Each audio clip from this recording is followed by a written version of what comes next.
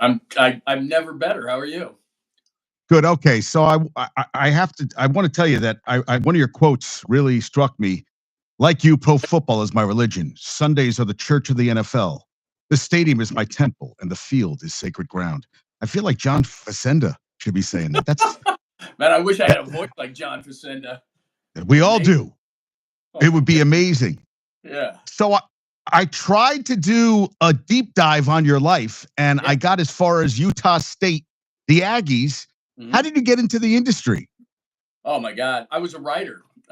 Was a writer in Salt Lake City, and this was like when sports radio was starting. So I got extremely lucky. The Utah Jazz were really good.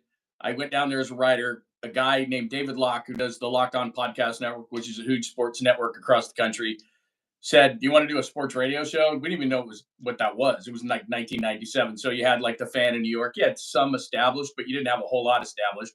So my first assignment was go into the Bulls locker room and cover Jordan and the Bulls, which, like I said, extremely lucky. So 97 and 98. If anybody watched, The Last Dance, that's what I did. That was my first job, was going into the locker room with a live microphone and saying, "Hey, I have Phil Jackson, or I have Michael Jordan, or I have," and so you go down, you do a couple of minutes. It was kind of the old days of the NBA. You could go in beforehand, you could go afterwards. So started in Salt Lake City, went to Portland, got lucky with those teams who took on the Lakers, really good teams, Rasheed Wallace and Arvydas Sabonis, and then kind of went on a tour. Went to Pittsburgh, went to Detroit.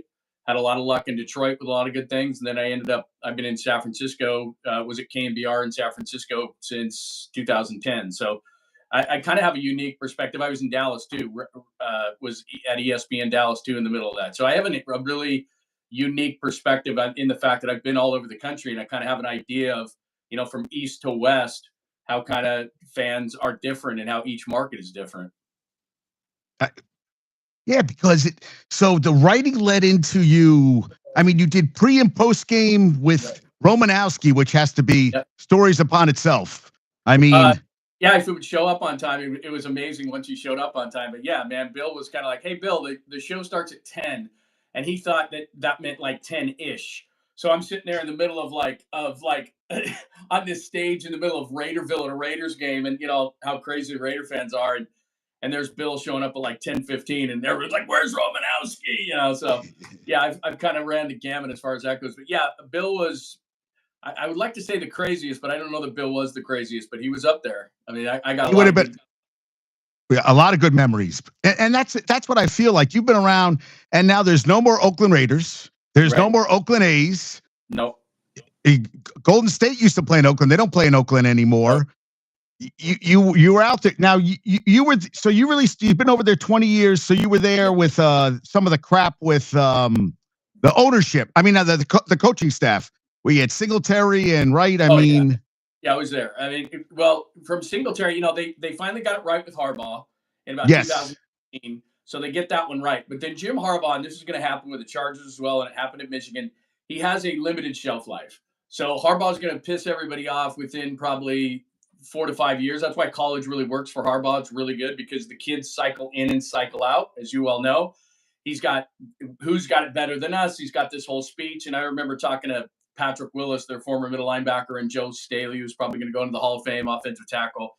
And by the end of that whole thing, everybody had it. They had heard every speech that Harbaugh had given. The front office had kind of, he's just really a quirky, neurotic, socially awkward kind of a guy. He can coach, don't get me wrong, and he's a motivator of men, but that has a shelf life of about 45 years. And then they went into like a Jim Tom Sula, Chip Kelly, and then they finally got it right again with Kyle Shanahan. So they've had a lot of success. They just haven't been able to win a Super Bowl. do you? So now you're doing. It's called John Yeah. Lund, the Unleashed. I like that. Yeah. Unleashed. Yeah. So we've had arguments. A lot of guys I have in this company, Jace, which Yeah. is big in here in New York. They're big into some of the shows. Do you feel that Brock Purdy is worth $260 million? I know that's the going right now. How do you Right. feel about all that? No, he's not worth it. But the problem is in this league is that you can tell me, we can have a conversation about it. It's a basic supply and demand issue, right? I mean, there's only truly right now in the league. You can agree or disagree with me here. There's probably three great ones, right? Josh Allen, Lamar Jackson, Patrick Mahomes, who can just carry teams. And then it's beauty in the eye of the beholder, right? After that, you can, I know Jaden Daniels is the flavor of the week and Matthew Stafford, and you can go on down the line. There's a number of them, but good quarterbacks get paid great. So I'll give you a great example. Jimmy Garoppolo, about 2018, was the highest paid quarterback in the league. He made $25 million. Now we're upwards of Dak Prescott making 60 or 65. It's not Right. how good you are. It's just that you're good enough. Because what else are the 49ers going to do? Are they going to let Brock Purdy go and then try to sign Sam Darnold, or try to, all these guys who have been resurrected, whether it be Geno Smith or Sam Darnold, or go down the line? Are you going to find the next one? Like, is Daniel Jones going to be that guy? So he gets out of New York and he's going to be the next guy. That's what all the guys. That's Right. what all the guys are saying here about right. Daniel Jones. You had to pay him. You won a playoff game. You had to pay him. So that's it. Is you get caught in this spot, and this is where teams get in a heck of a lot of trouble. Is that you pay good player great money, and now all of a sudden you're kind of like where Dallas is. You paid these guys this money, and you don't have greatness around him. Whereas Josh Allen, the Bills lose receivers. He's still great. He can carry you. Mahomes can carry you, even though it's Kansas City's defense, but he does it at the right time. Lamar Jackson can carry you. There's a few of those guys. They're worth that money. But the problem is that the quarterback position, it's so scarce that you can find good quarterbacks, let alone great quarterbacks. Honestly, there's probably 10 that you fall into this trap where you do that. I mean, Jared Goff's paid that money. Tua Tagovailoa is paid that money. A lot of people around here are like, well, he's not going to get that money. Well, Jordan Love's okay. He's good, not great. He just got 55. Like, the going rate is you'll get paid because you're the latest, not the greatest. So do you feel that, that they're hyping up Jaden Daniels like it's no tomorrow. Like, yeah, he's exactly the flavor. And they throw on elite, John. They throw on elite like it's like a word like everybody's elite. I'm like, no, they're not. You can't. Well, don't you think? I mean, the problem becomes is that I liken it to baseball. So you come up, you tear the cover off the ball. Everybody loves you. You're the greatest. And then teams start to adjust. And that's what, as you well know, that's what sports is. So Jaden Daniels is awesome. But what's going to happen in the offseason is everybody in that division is going to go, how do we stop Jaden Daniels? And I think it's fairly obvious. Detroit tried it and got a 15-yard penalty. They just smacked him. He's thin. He looks like Robert Griffin III to me. Yes. When Robert III came out, he was awesome. But what teams do is, especially in the NFL, okay, so you've got to beat Washington now. They actually have a target on their back. So what you do is you drill down and say, how do we stop Jaden Daniels? What does he not do well? And they'll find it, just like they find it on a batter, up and in. All of a sudden, everything's up and in, right? Or everything's away, sliders away, or whatever it is. They find your weakness, and you either adjust to it and you truly are great, or you don't adjust to it. And we said, because honestly, I like the kid. I really like the kid. But he's been anointed too soon because he's the latest. He showed remarkable poise in Detroit. I'm not taking anything away from him, but the league will adjust. And that's what happened to Brock Purdy. They lost, they get injured, but Brock Purdy doesn't have the strongest arm. Brock Purdy's not big. So what they did is he throws in between the numbers. So it's like, okay, we're going to force you to throw outside the numbers, and we're going to get pressure in your face where you can't see. That's what happened this year, and he regressed, and now it's up to him to adjust. So we anoint people way too early in professional sports, in every sport, because that's the greatest and the latest. And ESPN has those talking head shows, and they got to fill up hours of entertainment with them. And so what happens is we anoint people too early, and some guys adjust to it and truly do become great, and others were just great for a minute. And I don't know which Jaden Daniels is, but we're going to find out because next year, especially the teams in the division, Dallas, Philly, the Giants, they'll start because they play him 2 times a year. So it's going to be a total drill down in the offseason to him. And if he can adjust, then he's truly great. But to be honest, it takes a couple of 2-3 years to find out if somebody is truly great because they're going to try everything, like Steph Curry in our market. They used to just hit Steph Curry, and it was all physicality against Steph and double Steph and do this. Well, Steph worked on getting stronger. He worked on his handle. He worked on all these different things. And now it's almost impossible. Age will catch Steph Curry at some point, but that's the only thing. He adjusted to everything that everybody tried, and he truly became one of the great players in the game, in the history of the game. But it took Steph Curry, with how thin he was, and his handle wasn't quite as good. And now all of a sudden it's like, what do you do to stop him? You just hope he has a off night. But it took him years of understanding what teams were trying to do defensively against him to work year round so that he could become the great player he became. Because at first, they all of a sudden it was like, well, this guy's good. Okay, we'll do this. We'll bump him. We'll do all these different things. We'll be physical with him. It worked for a while, until they got stronger, bigger, better. And then at that point, you're like, we just hope he has an off night. Because you maybe just think also CJ Stroud was, oh, yeah, Perfect. yeah. And look Exactly what right. happened and he really had it down. He played better in the playoffs than he had regular season, but made a lot of mistakes. A lot of stuff was left on the field. And I feel like that's why I thought RG3 or Manziel, you come in the league, now you got to start working. How hard do you want it? Yep. How much work you're going to put in? Because you're out west. That was the whole thing with Kobe and Shaq. Kobe felt Shaq never put the work in. Never really took his game and then, they say, but where could he have gone if he had put all that extra work in? And he never did. Even he admits it. I mean, he admits it nowadays that he just got by. And that was the big charge. I covered those teams. And in fact, I was in Salt Lake City in '98 when Kobe threw the air ball up when he was 18 years old. I covered the Lakers versus the Blazers when the Blazers had Arvydas Sabonis and Nasheed, and they blew that big lead. What was that, 0-1 in that series? So, yeah, I mean, Shaq got by on pure athleticism, on pure strength, on pure size. And I know it drove Kobe crazy. In fact, their last run, I was in Detroit in 2005, and their last run in that Pistons team that is kind of unnamed with Ben Wallace and Rip Hamilton and Chauncey Billups and those guys who won that title were there. And they had picked up Karl Malone at that point. He was hurt. They picked up Gary Payton at that point. They were trying to hang on for a championship. But that was truly a last dance, too. Those guys couldn't stand each other. They 100%. I mean, you'd go and you'd interview Kobe, and he'd be on this side of the gym. And then you'd interview Shaq, and he was on the other side of the gym. They couldn't. I mean, that was another one of those last dance things. And like you said, it was because Kobe didn't think Shaq put the work in, and he thought they should have won many more championships. Many more championships. And I grew up a Cowboys fan, and Jerry Jones ruined Dallas for me because I think if he would have kept Barry Switzer got it a championship just because. And that's the thing we've been talking about too a lot lately.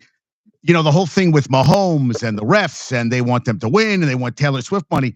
And I'm like, well, then you're saying everything's fixed. I just think it's ridiculous. But it bothers me, today's athletes, John, how they look for the ref. They try to flop and all this stuff. Like, LeBron, you're better than this.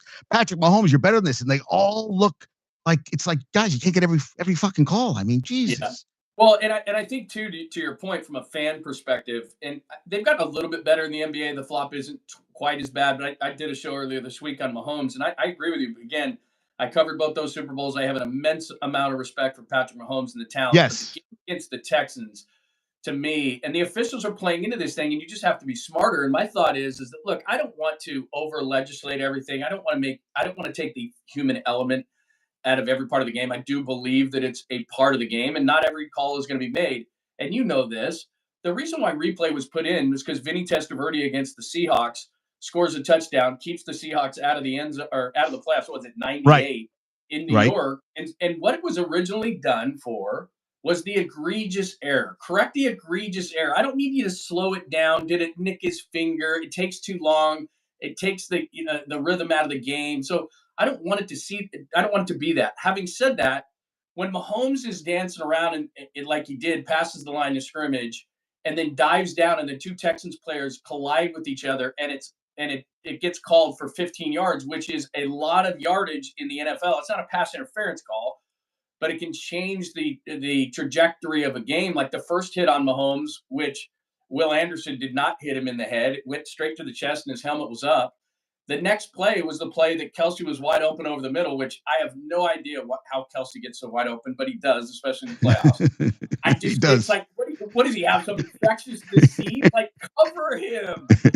Like, not to go on a tangent here, but it's DeAndre Hopkins and Worthy are the other two guys. Like, he's throwing it to Kelsey. I'm just telling you. So anyway, the next play is Kelsey over the middle. They score a touchdown. That was a third down on that 15-yarder. That's a massive. And I'm not saying that the refs are trying to throw the game, but what they're doing is, it goes back to what you said about the NBA, which is you've got to be smarter than that. And if they have to replay it, then I think that's as big of a deal. And he tried it later on in the game when he skipped out of bounds, kind of slowed down, and then he flopped out of bounds. It's right. You got to do something about it, because the guy is so talented. I don't want to dislike the guy, but like you said, it's like, come on, man.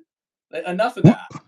We watched, my girlfriend went to Michigan, so we had on the Michigan was playing They were playing Michigan, went to overtime against Northwestern. 29.4 seconds left, John.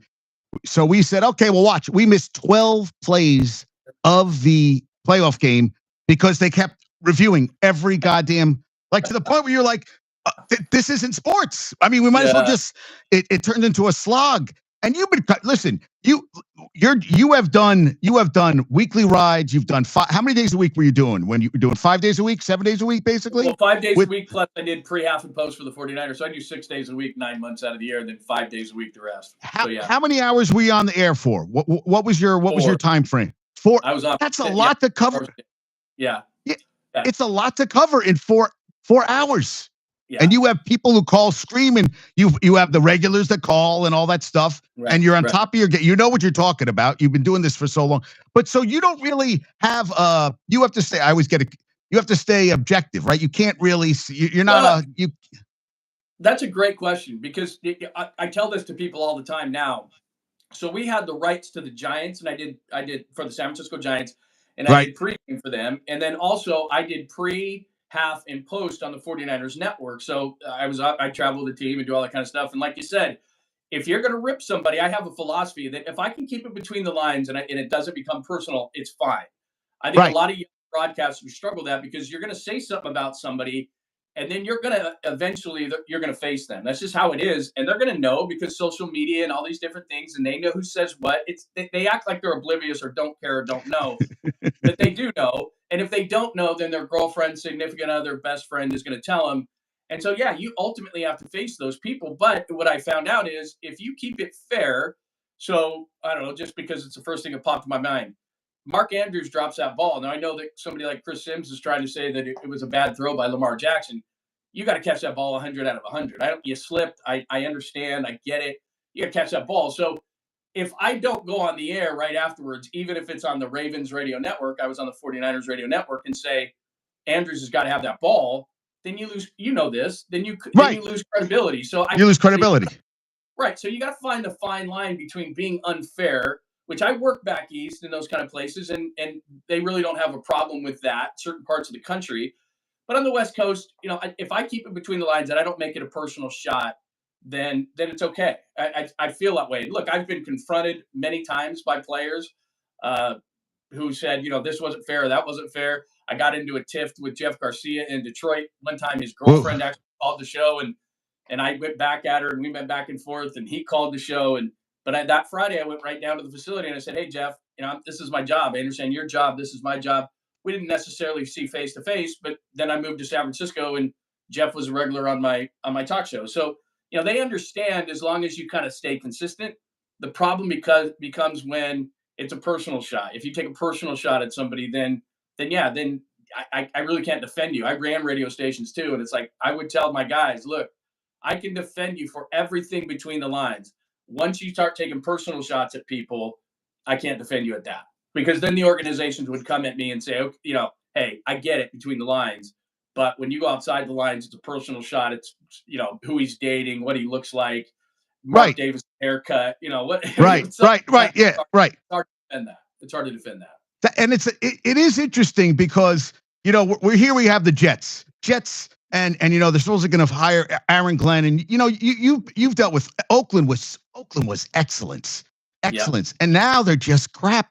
And what did I read? He's going to have to pay 3 head coaches, 4 general managers, and now they brought in Brady. And I don't know how Brady. That's another thing. How is Brady juggling announcing, which seems like it's way over his head, and that it's torturous to watch him. Yeah. I know they paid him the most. And now he's going to help with the Raiders. The Jets here suck. 14 years not making a playoff. It's embarrassing. It's in today's sports market. It boggles the mind that they're that bad. And you have to. You know what? Right. I'm glad you're on this rant. Where I think where what you just said has in common is I don't care if it's business in or out of sports. The success and failure starts at the top and goes down. So if you look at Woody Jets, I don't care if I'm not a big Aaron Glenn guy myself, but maybe he can turn it around. But it's about doing what Dan Campbell did in Detroit. Is you got to change losing culture, and that's damn hard. So Woody Johnson is still the owner. He's still going to ultimately make a lot of the decisions, no matter who the general manager is, no matter who the head coach is, who's trying to change the culture. I know Robert Saleh personally. Robert Saleh is the kind of guy that can change culture, but he wasn't given the opportunity. The Aaron Rodgers circus, but it starts with Woody. It starts with Woody at the top. And then you look at the Raiders. I know Mark Davis personally, and I dealt with him quite a few times working for the Raiders. Al Davis wouldn't allow him anywhere near the operation. He ran Raider Image, which is the all the sweatshirts and hats, and that's all he did. He never had a job. If you go to their media guide, most owners, like even Woody Johnson, you would open it up and you'd see all his accolades for pages and pages and what he had done in his life. With the Raiders guide, he just says Mark Davis. You turn the page and it's somebody else. He's never done anything. So what happens with him is, speaking of, you mentioned Bill Romanowski. He befriended Bill Romanowski and George Atkinson and Cliff Branch, all those former Raiders, and Right. George are no longer with us. But he took advice from them because he's like a fanboy. And so now what's happening is Al Davis would be rolling over in his grave if he knew that Tom Brady was a part owner of the Raiders, but it is what it is. And now Mark loves Tom in terms of as a player. So he's turning the operations over to Tom Brady, who has no experience whatsoever in doing it. And I'm not saying maybe Brady can't, but you and I both know that lots of GMs through the years who were great players try. They can't really relate. Jordan, Derek Jeter. How about Derek Jeter? Oof. Oh my God, what a disaster, right? Disaster. So it's top to the bottom. He's putting Tom Brady in charge, and like you said, there's so many conflicts of interest with Brady continuing to do Fox. Now it's a $375 million deal, so is he going to walk away from that? But he owns 5% of the Raiders, and I doubt he had to put any money to it. I think his true passion is that. I think at some point he's going to, now maybe it's not this year, next year, he continues to say the right things, going to honor this contract. I can't see the NFL allowing that because he can't even go into facilities and do his job now. I've done plenty of play-by-play in my life. If you can't go and speak to the powers that be, the coaches, the coordinators, the players, Tom can do that on his own and maybe call, and he's got enough panache to do those kind of things. But that's not going to last very long, and it's one of the reasons, like you said, that he's struggling because he doesn't have the insight of, because these players and coordinators and coaches want to tell the guy who's a part owner in the Raiders what they're going to do, what their plan is. They're not going to tell him that. So he doesn't have the insight that other broadcasters have. And you made me think of an ex-Oakland Raider, Matt Millen. That was a total. What, he draft three wide receivers in 4 drafts? I was there, and this goes back to one of the questions you just said about trying to deal with things. So in Detroit, it's far different here in the West Coast, where hey, if the Niners get knocked out or the Giants or the Warriors get knocked out, we go to wine country or beach or we do something like that. But in Detroit, I was driving home from the draft that you're talking about. It's snowing. It's the end of April. You know that. You're in New York. I mean, it could snow any day, pound and snow. So it's like that's what you have. So he went Charles Rogers, who was from Michigan State, wide receiver. He was a second overall pick. I get it. And then he went Roy Williams out of Texas, and we all kind of grumbled because it's Matt Millen, right? It's 3 yards in a cloud of dust. It's offensive line. It's tough defense. The third year, we were debating. We're in the Lions facility, and we're debating, are they going to take DeMarcus Ware? Are they going to take Sean Merriman? Well, those guys went 11 and 12 to Dallas and into the Chargers right after the Lions took Mike Williams, who sat out the year, you might remember, from USC because he was fighting the NCAA before you could go out early. So 3 years in a row, they take Rogers, Roy Williams, Mike Williams, and their quarterback was Joey Harrington, who was terrible. So they didn't get him any protection to block for him like they do now in Detroit. They get him 3 wide receivers. When Matt Millen had told us previously, we're going to be 3 yards in a cloud of dust. We're going to draft offensive and defensive linemen. So Matt comes downstairs, right? And you have to be nice to the guy. Like, hey, Matt, great draft pick, another receiver. And he's right in front of you sitting there, and you're at the Lions facility. And I work for the flagship. Well, I mean, I do a talk show. I did a morning show at the time, but it's the flagship of the Detroit Lions. And they had taken 3 wide receivers in a row. So, Matt leaves the room, and we're like, what in the hell is he doing? I mean, it's just, you can't justify it at all. Not at all. But that's it. So you do have to do the company line there, but in your mind, you're going and everybody's calling up right. The whole, like you said, I used to walk in when I worked in Detroit. I used to walk in the show started at 6 a.m. and they hated him so much that lines would be full at 5:30 in the morning, and I was just a button pusher. Hey, it's so and so in Dearborn, and so hey, he's in downtown Detroit. I mean, it was unbelievable, and you're trying to defend them. And we had players on every week. I was there from the time Rod Marinelli went 0-16 to the time that Steve Mariucci was there. So you have the coach on every week. You have a couple players on every week, and it's like the same thing over and over and over again. I mean, they were like 0-16, 2-14 Oh when they yeah, they were. like, what are you going to do? I mean, what are you going to say? And we had a red bat phone. It was funny. There was a guy named Bill Keenist. He was the publisher. He was the PR guy for the Lions. And if you didn't like something we were saying, you could see it was almost like being in Batman. You saw the red bat phone. And I used to call him after the show and go, Bill, what do you want me to do? Like, you're 0-16. Like, Right. what can I I mean, do? you polish a turd, it's still a turd. You can't really Right? fix it. I mean, you can't. What Dude. do you think the fans here are all like eating gummies and just be like, oh la la la? But it's like where Yeah. you are. Like, if you don't tell the truth about the Jets or the Giants or the Yankees or the Mets or the Knicks or whatever, Right. like, Right. be on the air very long. So you've got a fine line to walk, but you have to tell the truth. Like, I know you're a Jets guy. Like, what can you say? I mean, Aaron Rodgers was a disaster. Woody Johnson is a joke. I don't think that Aaron Glenn is the guy who's going to turn the culture around. I could be 100% wrong, but he certainly can't do it by himself. So, Well, now right. you're looking for a quarterback again. You went from Wilson to Rodgers to, not bringing Rodgers back. They've tried to fix their offensive line. They've got a decent offensive defensive line, but from there, it's like now all of a sudden you're playing in a division where it's difficult. New England's finally down. Miami's not great. I'm not a Mike McDaniel guy who was here, and he's quirky and funny, but he's not the answer in Miami. So, What do you think about what do you think about but Vrabel? You think Vrabel will get it? You think Vrabel will yeah, do anything? I do. I don't. Robert Kraft seems to be dedicated to winning. I mean, I think there's a fallacy out there that every owner wants to win, and that's just not the case. Or else they would go in as much as they possibly could. For example, out here, I think the Giants want to turn turnstiles. I think the 49ers want to win. Yeah, I think Robert Kraft wants to win. I don't know why they hired Gerard Mayo 1 year when they had a terrible, terrible talent base. I don't know what Right. he's thinking. But yeah, I think Vrabel understands how it's done, but who's going to partner with him? Who's going to bring in the talent? Because I like Drake May. He's okay. It was kind of like what we were just talking about. He showed some Right. promise. But if you're not going to, like, they probably have, as far as skill position players, the least amount of skill position players in the league.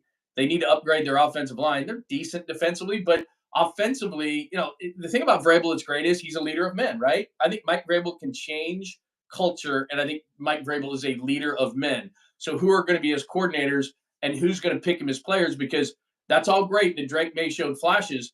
You can do that as a rookie on a bad team. Now all of a sudden expectations start. Like, for example, they wanted Brandon Ayuk, who the 49ers never should have re-signed because it goes back to what we were talking about. You can't find quarterbacks. There's going to be 20 wide receivers that come into the league this year and are going to make an impact on the league. It's a basic supply and demand issue. So if I were the Niners, I'd have traded Brandon Ayuk to the Patriots. They don't have anybody. I mean, who's their best receiver? Hunter Henry? I mean, Yeah, that was it. Hunter. Yeah, I did a deep dive and I went through every. I mean, they have nobody. They have no. they Hunter don't. Henry was your best receiver. I Yeah. mean, So nothing this year. Yeah. yeah, so that's where again, if I'm in your position and I'm looking at the Jets, I'm saying the Bills are great. I mean, look, the Bills are great, and Josh Allen carries them, and they lost Stephon Diggs, and they lose guys, and Josh Allen is that good to carry them, and they're good. But then after that, the Dolphins aren't very good. The Patriots are in a down cycle. I mean, you have an opportunity there to do something, but they're back where they were a few years ago. I never liked Zach Wilson. I mean, the fact is Oh, that when he Joe. was a senior, people don't understand. When he was a senior at BYU, he had a senior-laden offensive line. He ran around and played backyard football against an independent schedule because BYU was an independent at the time. They didn't play anybody. Then he had a pro quarterback day that everybody has, where they have the brooms and they get all excited about a 60-yard throw against air, and they drafted him second overall. And I was like, the guy the year before as a junior struggled. I was like, this Mormon kid is going to go to New York City with the weight of a franchise on his shoulders. He has no idea what he's in for. And that was the year that the 49ers took Trey Lance number 3. Oh my. Yeah. Right. Trevor Lawrence isn't very good. Like, all these teams who think that the quarterback is going to solve all their issues. For every Jaden Daniels, there's a Zach Wilson, a Trey Lance, that whole draft, a Mac Jones, that was that draft. And Trevor Lawrence was supposed to be the next great one, and he's not even that good. And who was the best one in that draft? Brock Purdy, last pick of the draft. It's just you just don't know. And you know what's funny about that? We were all out at training camp, and Trey Lance was still on the team. Jimmy Garoppolo was supposed to be cut. He was on a backfield, and all these fans come out to camp now, and they're all staring at Jimmy Garoppolo, who's not even on the field. So they got Trey Lance throwing the ball all over the place. I mean, the kid is the most, and it's not his fault.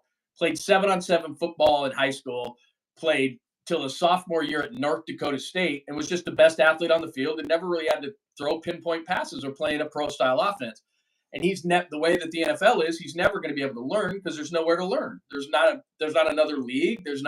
You can't be around the team enough. It's bad. The league is the worst thing the league does is develop quarterbacks. You better be able to play. Once you get to right this away, level, you can't learn. So it's a major problem. But yeah, even as I look at teams this year, but you're right. We were out at training camp, and Purdy was wearing 14 at the time, and we're watching 14 going, this guy's better than Trey Lance. Like, we knew it. We were sitting there going, we know it. And so, Lance gets hurt.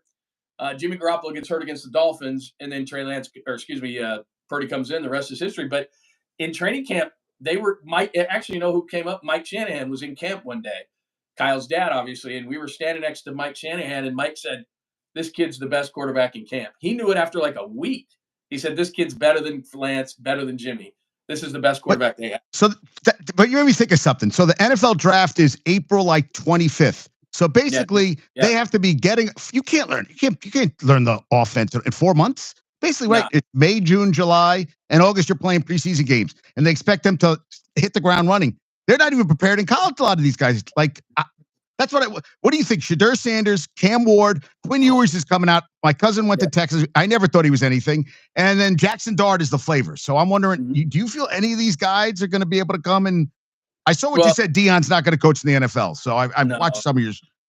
No, he's not. I know Deion, and the thing is that it's only because Jerry can't share. I mean, I worked in Dallas. Jerry cannot share. I was there when Parcells was there, and Parcells would turn off the cameras and say, this ain't working. I mean, you know this. Jimmy Johnson was there, took the spotlight away from Jerry.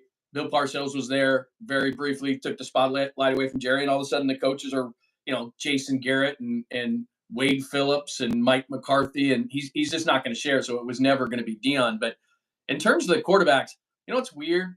Cam Ward was out here at Washington State. He was out on the West Coast for a couple of years. Nobody said anything about him being like anything more than maybe a 4th or a 5th round pick.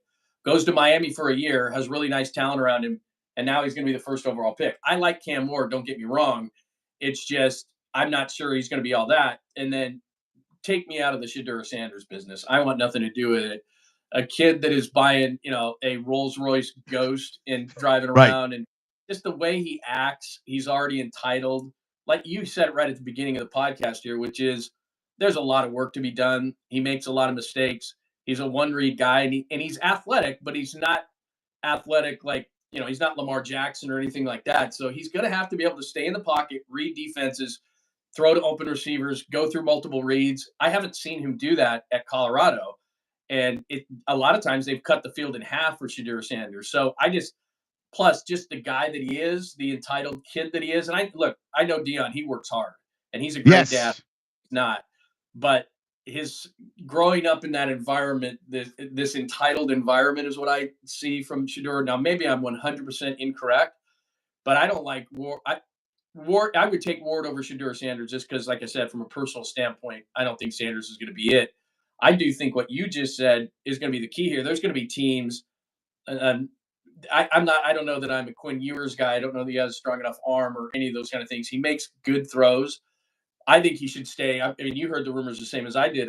He should stay in college football for a year, get a $5 million NIL deal, and go somewhere else and play for another year because I think he needs it. But you mentioned Jackson Dart. We saw Riley Leonard last night. We saw Will Howard last night.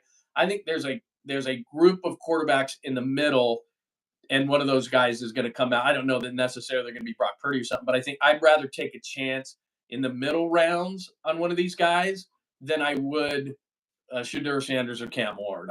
I'm not convinced that either of those guys are going to be all that. And you made me think of something. What do you think, Travis? You think Travis Hunter can survive the physicality to play both ways in the NFL? I mean, he's kind of tiny. Yeah, he's what is he? 175, 180. I think he's going to have to make. I mean, most people think that he's a better corner than he is a receiver. like you said, he just doesn't have the physical makeup. I mean, he's quick, he's fast, but everybody in the NFL is. So Right. I get the what everybody's talking about, and I've heard what he said. I mean, he thinks he's going to play both ways. I think that if you take Travis Hunter, I think that you're going to have to make a decision, and most people think he's a better corner. His size kind of reminds me. Remember when the Rocket came out of Notre Dame and Yes. the Yes. Canadian League, and Dallas was going to take him one. They ended up taking Russell Maryland, all that. He's kind of like that to me. He's kind of a tweener. He's a really good DB and he's a good receiver, but is he great at either? I mean, I think somebody's going to probably take him in the top 5 and maybe, but I think he's one of those guys where you have to be able to carve out a role for him. So I don't know that it's so you take a shutdown corner like the kid out of Michigan and you say, okay, he's going to be our guy. I get that. I think for him, I think you're going to have to say, okay, let's work out because again, like you said, he's not very big, and so the more physical receivers. I mean, is he going to end up being because of his quickness a slot corner, which is an important position in the league? But I'm not taking a slot corner in the top 5, so I would probably shy away from him because I don't think he's absolutely great at either. I think he's good at both. I don't think he's absolutely great at either. Because you know what I always remember, John, is watching Reggie Bush in college. Like, and then I got to the NFL and went to the outside and they caught him. And I was like, well, I think you nailed it. I think you nailed it. Yeah, I mean, absolutely. And they're all, Reggie USC, for those yeah. who don't remember, I mean, he was as good as he got. But like you said, you got to be able to run between the tackles. You got to be able to read that. And he went to New Orleans, and like you said, he tried to pop it outside. He had his moments. He could catch, he could run, he could do everything, but he was never anything close to what he was in college because, like you said, he was the faster guy. He could get the edge. USC at that time had obviously, maybe not back to their glory days of offensive linemen, but pretty good. Matt Leinart, they had a lot of talent around him, and Reggie couldn't bounce those things outside and that's a perfect comparison to me to Travis Hunter. He's a really really good college player, but as we all know, that doesn't mean you're going to be a great pro. I mean, so many. Well, you made me think too of Sanchez. Remember Sanchez, how pissed Carroll was when he came out? He got MVP in the Rose Bowl. It was because everybody else. Because I remember he was on the great Dallas team. I'll never forget that game. And he looked like shit. I mean, I just like, dude, he just well, that did. goes back to our quarterback conversation, which is, and this was a Parcells thing. There was a couple other coaches, but it's about the amount of starts that you have. So if you look at the 2 quarterbacks who had great years this year, it wasn't Caleb Williams, it was Bo Nix, and it was Jane Daniels. Well, those guys had over 60 starts in college. Bo Nix played at Auburn, then Oregon, and obviously Jane Daniels played at Arizona State, then LSU, wins the Heisman. Those guys got seasoned. Those guys played in a bunch of games. So now Mark Sanchez came out, and Pete Carroll even said at the time he shouldn't come out. And that's what happened here with Trey Lance. That's what happened with Zach Wilson. These guys didn't start a bunch of games. Trey Lance had 1 game in his last year because of the pandemic, played 7-on-7 football in high school, was the greatest athlete at North Dakota State. And this is where the problem comes in. Kyle Shanahan's one of the best offensive coordinators, play callers, innovative kind of guys. Football's been his entire life. And he has the 3rd overall pick, goes from 12 to 3 that year. They gave up 3 first-round picks, which is still hurting them now, which is why they don't have depth on this team and they're top-heavy financially. But you look at him and he decides he's going to come up and get Trey Lance at 3 with no experience and no ability to be able to develop him because, like you said, you draft in April, you start your OTAs, you start with your rookies. You've got to know everything going into camp. That's 4 months later, and some guys can do it, some guys can't. Then you're going to be facing NFL defenses in 6 months. How are you going to develop? Because you've got time. Okay, you go to a couple of those OTAs before camp, and then there's time that is mandatory to be away from the team. And then what they do in that time is you've got a quarterback coach on the side who you hope is on the same page as the organization, but you can't throw with the receivers. Now you can go down to San Diego or something and pay a bunch of money and bring all the receivers down, which a lot of these guys do. But that's the extent, especially your first year of trying to figure this thing out, which goes back to our conversation about Jaden Daniels. For what he did and what they're doing has been absolutely phenomenal when a rookie can do that. But Caleb Williams is usually the rule. And now Caleb Williams has got his second offensive coordinator in 2 years in Ben Johnson. He's going to learn a whole new system, a whole new language. You really start off behind in a bad situation, even though the Bears actually got Caleb Williams some decent weapons around him. So they were smart enough to know Let's get him some weapons. They probably need some more offensive linemen to protect him a little bit better. He got absolutely killed behind, but part of it was him holding on to the football too long and not seeing things. But still, it's really hard to draft and develop quarterbacks because it's mandatory to be away from the team. I would love it if A, there was some sort of developmental league, which there used to be, or B, Yes. you had a situation where, hey, we got to get this guy in. They've got to work more, but the players union has said this is the amount of time that you have with that player, and especially for quarterbacks, it makes it really difficult for them to develop because a lot of times they're not working with the team; they're working with a quarterback guy on the side. Now you talk to that guy. I never pronounce his last. Matt. How do you spell Matt's last? How do you pronounce Matt's last name? Matt Which one? Oh, Mayako.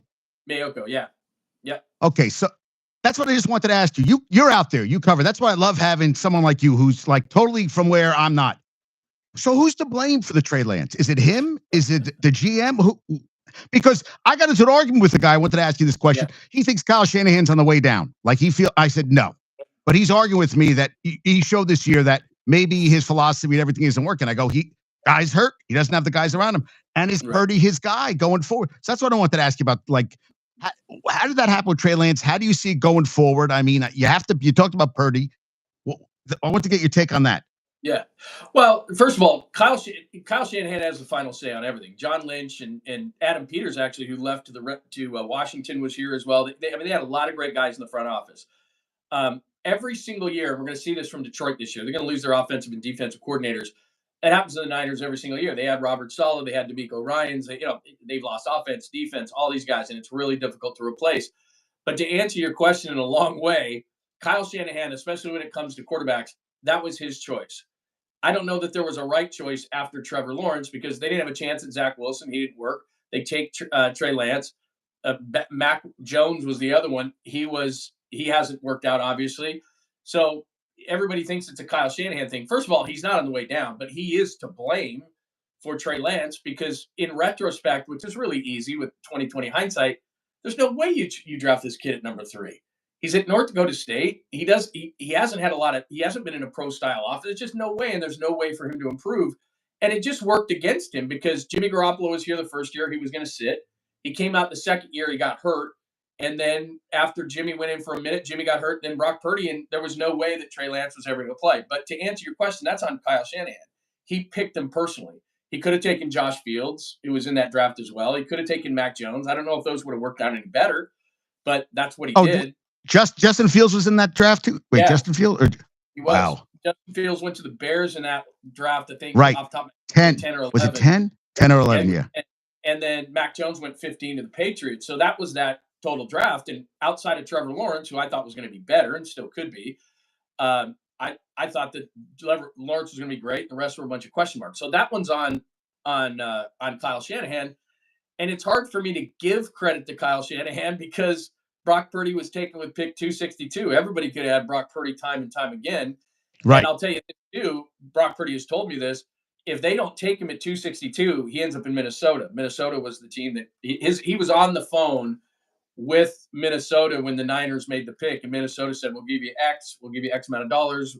They were dotting I's and crossing T's, and then the 49ers took him, and the rest is kind of history on that. But yeah, as far as the hierarchy of the Niners, John Lynch is in there. I do draft shows literally right from next to their draft room in Santa Clara. But it's especially when it comes to quarterbacks, it's Kyle. Now they do have a situation where they all kind of like, it comes to this year, Ricky Pearsall is their first round pick, the receiver. That was a consensus pick. But when it comes to a quarterback, and they looked at all those quarterbacks, they went out, they went to the Zach Wilson day, they went to the Justin Fields day, they went to the Mac Jones day. It was Kyle Shanahan who made that pick. Wow. And I don't know what to. I mean, this was a down year, but everybody's getting older. I mean, yep. Trent Williams can't play forever. That's another thing. What do you think? CMC, we keep talking about. You only can get knocked around so much, Achilles, all that, and that never healed. I mean, is he ever going to be the same? That's what another thing.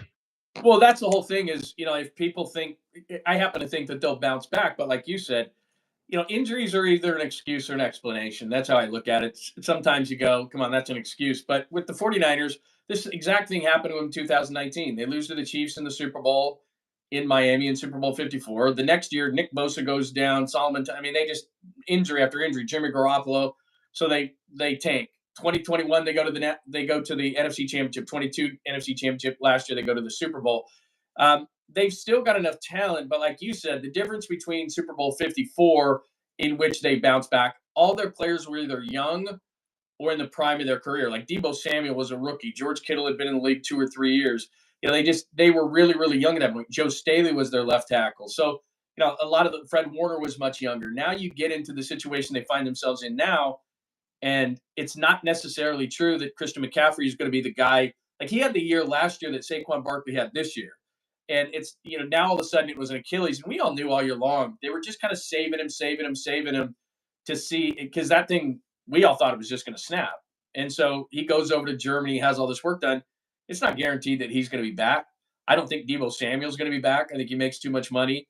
Obviously, Charvarius Ward is not going to be back. He's even said he has PTSD. He had a young daughter die. His 2-year-old daughter died here in California. His wife doesn't even come back anymore. So he's not going to be back. They signed Diamonor Lenore across from him. Talanoa Funga is a free agent. They're all-pro safety. They have a lot of decisions to make. And, oh, by the way, Brock Purdy's going to go from $1 million to, an annual average value of 55. And that's Right. That's kind of the base of this whole house is they want to try to keep some of these guys. Dre Greenlaw is a free agent, the linebacker next to Fred Warner. So as you point out, as the rest of the NFC is getting better, Philly, the way they're drafting, the Rams, what the 49ers forgot to do is, you mentioned Trent Williams, their offensive and defensive lines, when they were a dominant team, were really good. It was not only Bosa, but it was like D Ford across from him and Buckner and Armstead and all these great players. Those guys are all gone. And then along the offensive line, they don't run the ball the way they used to run the ball. And we all know this. You run the ball 30 plus times a game. You don't even have to generally look at the scoreboard. You're going to win that football game. The Niners have gotten away from running the football. They've got older guys. They've got injured guys. They're definitely a question mark. And then you start looking at the rest of the NFC with Philly, the Rams, Detroit. Look at their drafts over the last 2-3 years. That's what you have to do. Look at the Jets. I mean, you've got to string together to be great 2 or 3 drafts in a row. And I don't care if we're talking now or in the 70s with the Steelers. When the Seahawks are really good, they went Wilson, Bobby Wagner, Cam Chancellor, Earl Thomas, right, like within 2-3 drafts. And that's what it takes. So back to your Jets question, they can bring in Aaron Glenn and he can be he can change environment all he wants and he can change culture all he wants. But if you don't have a general manager, and again, you can sign free agents all you want. Generally speaking, free agents are a free agent for a reason because they're either too old, too expensive, too hurt, whatever the case may be. You've got to build your team largely through the draft. And that's what the 49ers did when they were successful under Harbaugh. It's what they've done. I mean, what the 49ers have done beyond the first round. Debo's a second rounder. Warner's a third rounder. Kittle's a fifth rounder. Juwan Jennings is a seventh rounder. Purdy's a seventh rounder. Hufanga was a fifth rounder. Like Dominic Cooney this year, their guard who just made all rookies, a third rounder. They've done their damage actually in the later rounds. The only first rounder the Niners have hit on in the John Lynch, Kyle Shanahan regime is Nick Bosa at 2. That's it. They don't hit first rounders, but if you can with the rest of the draft, then you're okay. And that's where again, I don't know the Jets draft as intricately as you do. They took the kid out of Penn State this last year, but you got to hit on multiple picks in multiple drafts, and then now you're cooking with gas. And if you don't, you can be that team that signs free agents on the first day every single year. It ain't gonna work. It never does.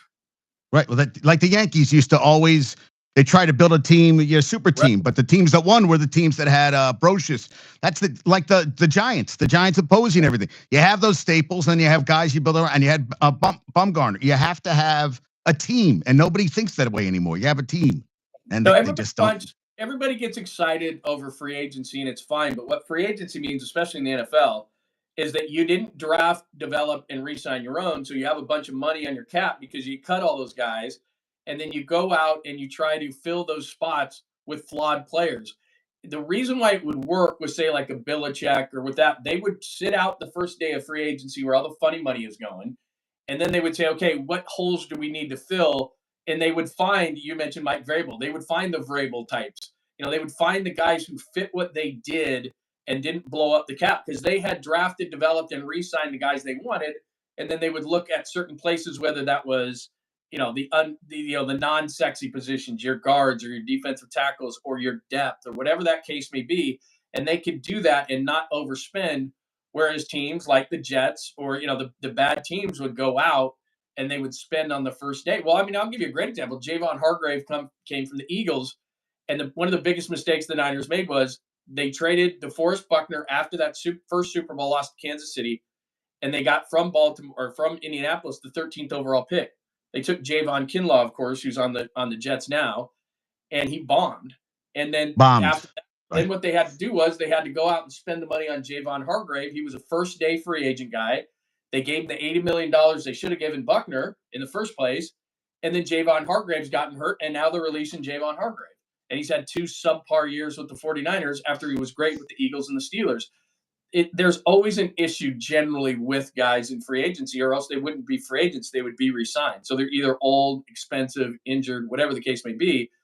But the 49ers over the last couple of years, to try to stay in the Super Bowl window, have tried to swing a couple of times on the first day of free agency, and it's never worked for them.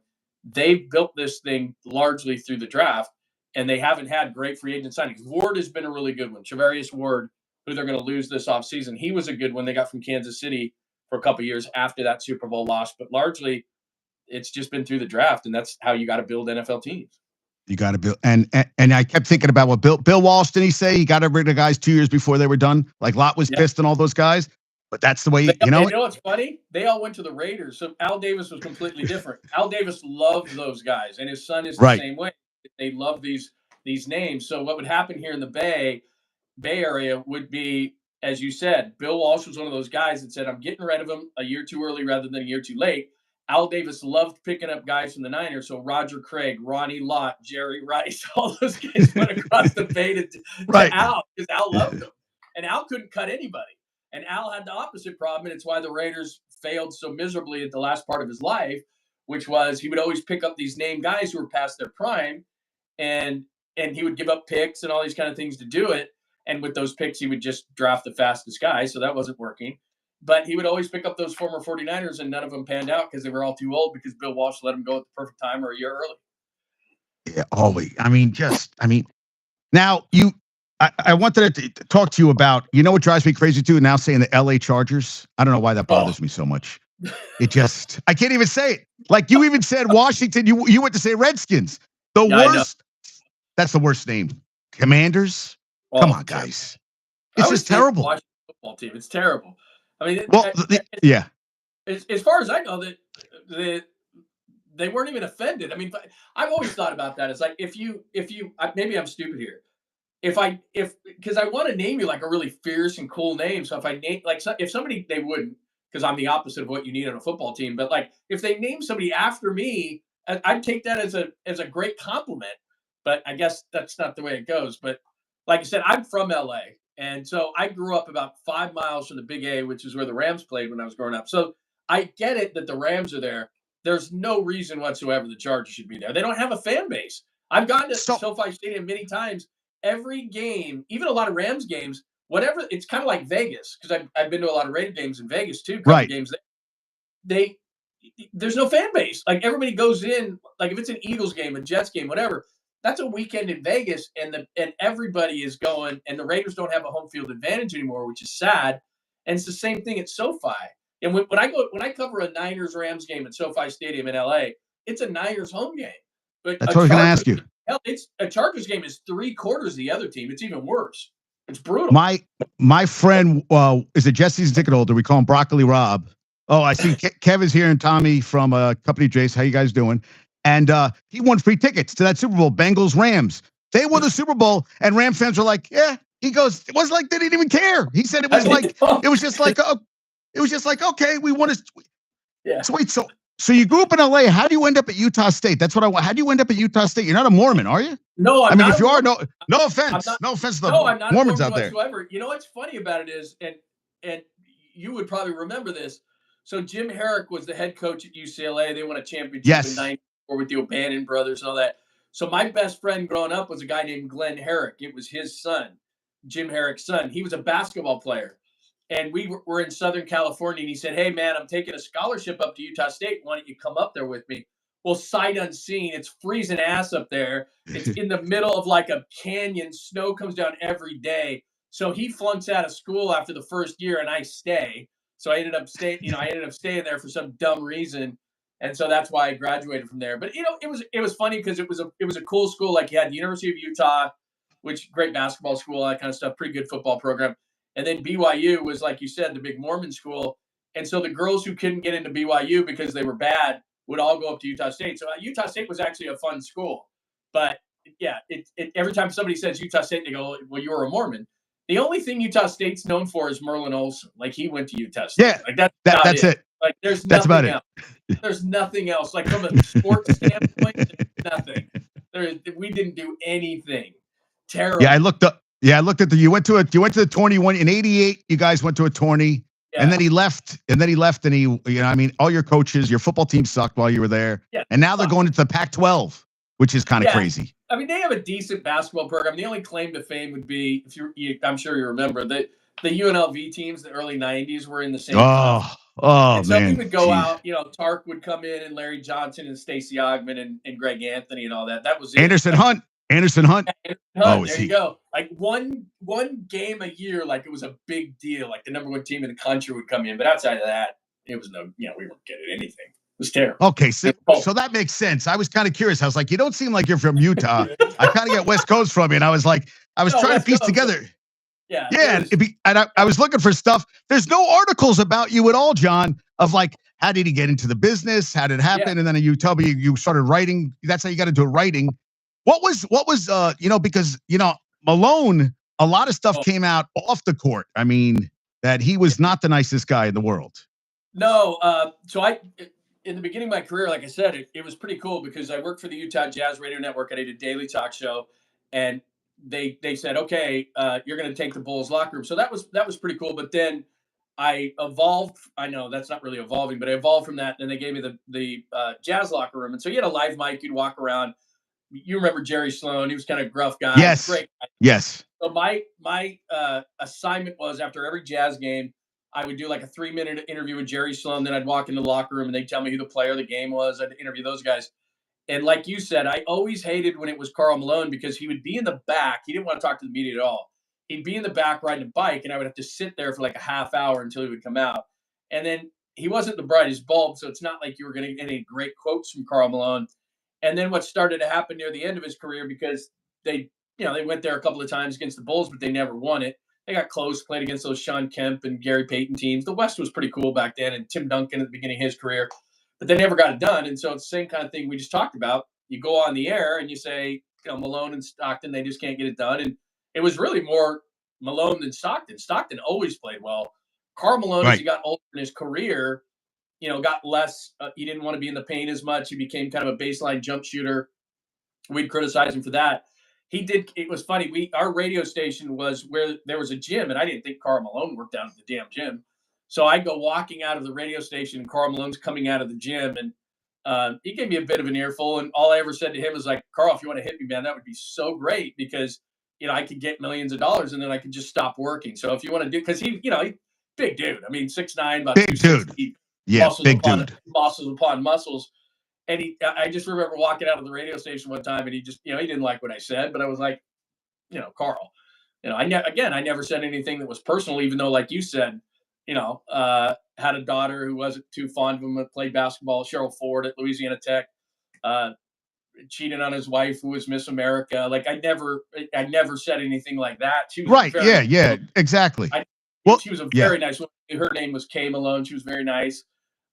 It was weird back in those days, and I'm not on a beat anymore, but it was weird back in those days where you would have the girlfriend who had the courtside seats, and you'd have the family who would be up in the family seats, and you knew who they were because you were on the road traveling with them, and it was just, but that's what I told Karl too. I said, look, it's not like I'm sitting here. I know where your girlfriend sits, and I know where your wife sits. And I'm not out saying stuff like that, which some people were. So, yeah, he wasn't the greatest guy, to your point. He was not the greatest guy. So I went to grad school at UNC, and the star was Jameson, and Carter was like second fiddle. And it's interesting how when they got pro, I mean, Jameson had a good career, but not like he was really solid. But Carter turned out to be like, he really, it's just very interesting when I see because you're that in college and you see it all the time. The work you have to put in once you get to that next level is, it's the work ethic. I mean, how many guys have the work ethic? How many don't? I mean, I'll give Brady all the credit in the world. I mean, Right. goddamn, he came in and he did whatever he drank in his TB12 shit, but he backed it up. He backed it up, and then he got a guy like Antonio Brown who just, and that's the thing too. Like with football, like let's keep this safer, guys. They're wearing helmets. They're going. It's even when they say a good hit, it's mostly helmet to helmet anyway.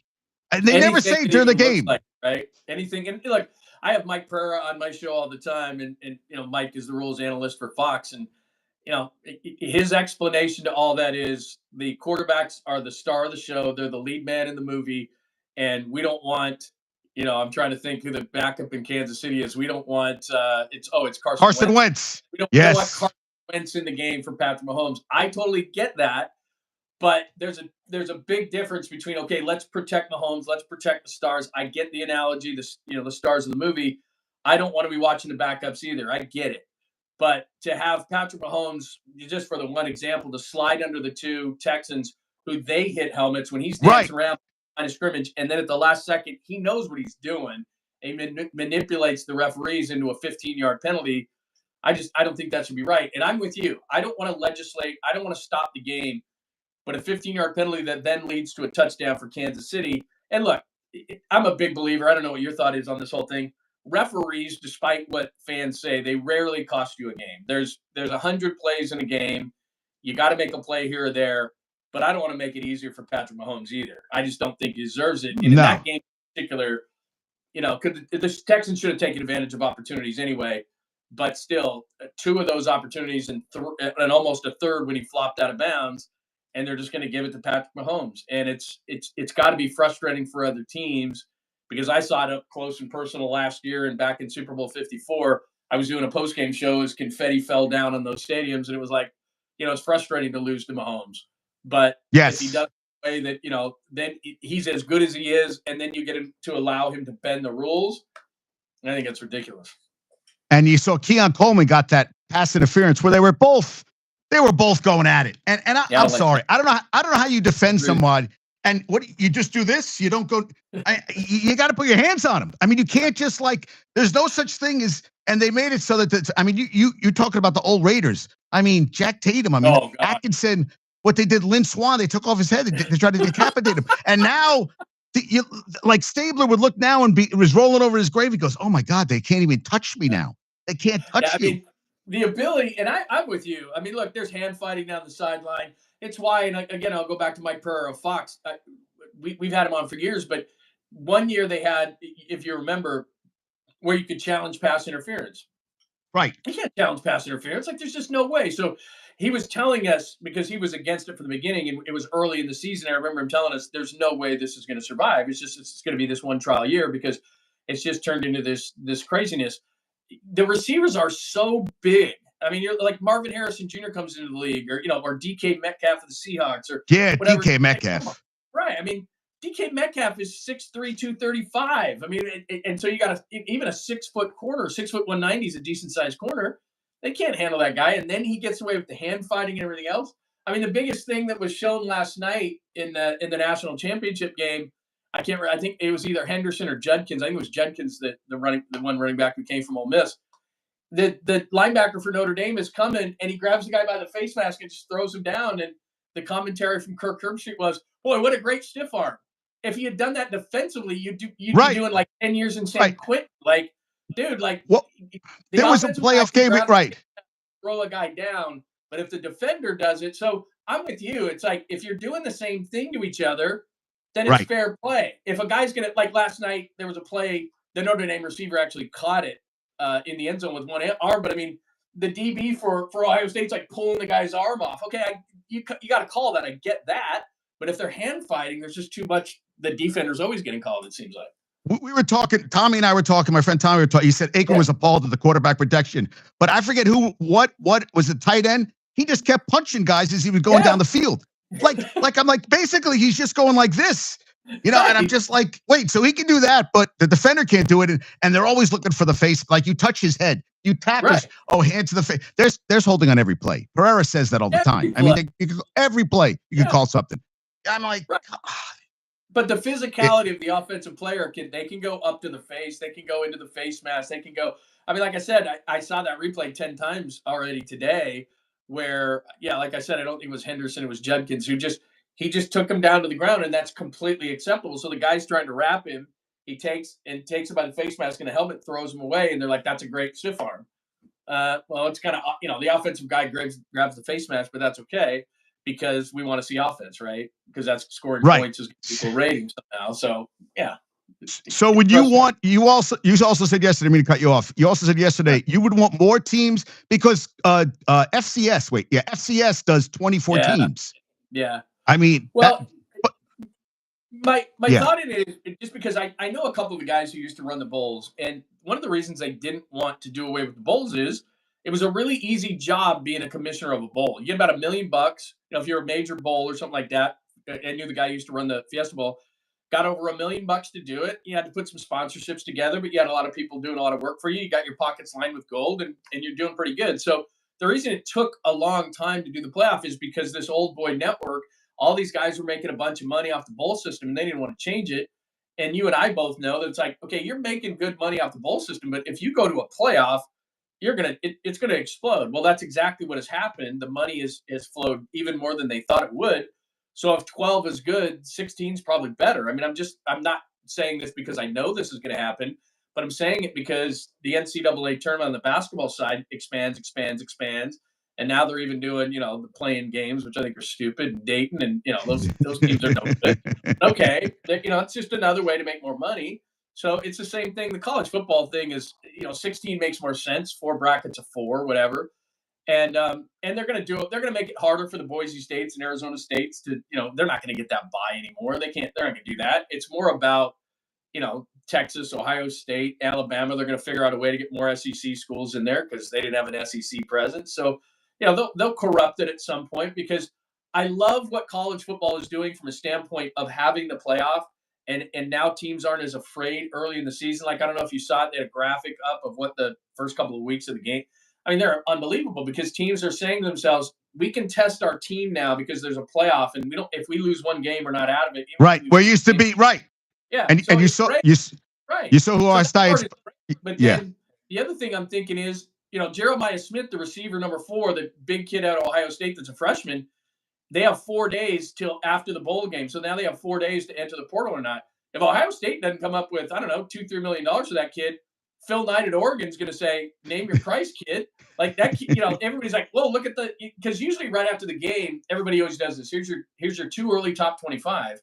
Well, I don't know that all those Ohio State kids or Notre Dame kids are going to be staying because the minute after that game is over, these coaches can start texting. And I can't believe that like Dan Lanning in Oregon or something like that with the backing of Phil Knight, who owns Nike, isn't going to say, write a check for number 4. You know what I mean? So right. that part I hate.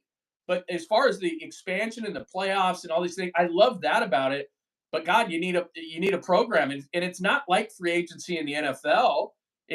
This thing goes year by year. There are no written contracts. So like I don't remember the kid's name, but the kid at UNLV, they got off to like a 4-0 start, and Sluka, he said, "Yeah, Sluko, Sluka, Matt Sluka. yeah, yeah." What You was he know at what? Holy Cross or something before that? So the Yeah, kid you know what? says 4 games in, I need more money. And you saw, where he ended up? He ended up with his old coach. He went to James Madison. So I would say, Oh, okay, and Dan Mullen went to UNLV. and Mullen, That's right? they're gonna put money in that program. And Well, and Bill Belichick, yeah, I yeah. mean money. Well, Well, yeah, you're a Carolina guy, so see that's what I think is interesting. With Belichick, I just wonder if going into a kid's living room, he's fine with that, so he can close deals, he right, can do those things. But is Belichick going to lose patience? I'm sure you've talked about this. Is Belichick going to lose patience that he has to re-recruit the same guy? Like, okay, that is I've gonna got free agency in the NFL. It's like, okay, we signed you. Now I don't have to put on this whole dog and pony show. But now the kids had to get, either the kid didn't like he just signed like a 5-star kid, right? Didn't he just sign a big time quarterback there at North Carolina? He just swayed the kid, right? So he comes over, and if the kid doesn't play or if the kid plays really, really well, then that's a year-to-year deal. And I don't know how big the NIL is for North Carolina, but it must be a lot bigger now that Belichick is aboard. What But is went up Belichick from going to right? yeah, So it is went up from Belichick? 4 to 20 mil. It Yeah, went from right. 4 to 20 million. 20 million he has now. They say There you go. supposedly. Yeah. So look, that's going to get you. A quarterback now in the NIL is $2 to $3 million. So is that you Right. get a quarterback, you get a few of the key positions, okay. But then that next kid comes up. Now, if he doesn't play, he's pissed off and wants to leave. But if he's really good, then he wants more money. Like the kid at Arizona State, Sam Levitt, who had already been at Michigan State, goes to Arizona State, is the best freshman quarterback in the country. I have some friends down there. They paid him $3 million, or he was gone. And he on social media he put up this thing. Let's run it back. I'm coming back, and it's like you're coming Right. back because you came up with $3 million. Exactly. That's it. And that's the best point. That's a great point. Is that re-recruiting every goddamn it's Oh, draining. It's I draining. can't imagine. Like you work and there someone out there is always going to give more money. There's always Lanning's Yeah. got Phil Knight. I mean, Ohio State, they said they reportedly spent 20 million on this team this year. Yeah, I and mean I it's I could see that. And look, Belichick's not stupid. I know he went into this thing and he's got his eyes wide open. And I know Mike Lombardi quite well. They're going to make this thing a professional situation, but will the frustration come if they get outbid for a bunch of kids and all of a sudden here he is, he recruits one year and then the next year he's got to re-recruit all these kids all over again. I mean, it's the whole reason why Chip Kelly's the offensive coordinator of Ohio State. He just there's not any pressure to coach at UCLA. He wasn't getting fired there. He just decided he didn't want to deal with NIL and all these different things. And I know Chip a little bit. He's impatient. He's not the greatest in a living room in front of the camera. And so he goes and says, I'd rather be the OC. I can make as much money at Ohio State. And I don't have to be, what Ryan Day has to be, which is re-recruiting kids who either didn't play and are pissed off that are 5-star kids going, I could go anywhere. Or, you get the wife, Jeremiah Smith, who blows up as a freshman at 6'4", 225. And I guarantee there's every team in the country that has any money that's lining up to give him money. So Ohio State, like you said, they've got it. I'm sure they have it. But now Will Howard leaves. Now I don't know what their quarterback situation is, but Will Howard leaves. And this is another thing that maybe it's good or it's bad. If you at Alabama, Ohio State, any of these major schools, you don't have to ever develop a young quarterback again. You just have to have $3 or $4 million to go steal a quarterback who's good from another program. So, maybe that's what they do. But if you look at last night, Riley Leonard comes from Duke, Will Howard comes from Kansas State. Those are your two starting quarterbacks. Judkins is a star running back for Ohio State. He comes from Ole Miss. Like the whole thing. I know. Is it great, right? It's everybody's from everywhere else. Nobody's from this isn't homegrown talent anymore. Oh. Yeah, I mean, and it just right. And actually, didn't Cam Ward start at the school? I'm forgetting the Incarnate Word. I think he started at. That was before Washington State. Washington State was his second school. So, and you watch games that John. You watch games now, and he goes, "Well, this is his fourth school." I'm like, dude, 4 schools. This guy's just every year. I mean, like Dylan Gabriel went from Central Florida to Oklahoma to Oregon, and it's a smart move for Dylan Gabriel because he's 5'11". Like, I don't know that he's going to go to the league. I mean, he'll probably be a late round, 5th, 6th, 7th round pick. We'll see if he can play. But he's thinking to himself, I can jump in college like this. I can set myself up. I don't know what his career earnings were, 7, 8, whatever the millions of dollars, maybe more.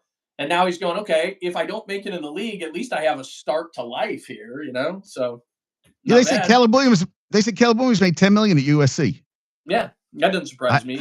I know they have a big NIL. So yeah, he goes from Oklahoma to SC, and people say, oh well, he followed Riley. He followed Riley. It's like, well, he wouldn't have followed him there if they didn't give him the money.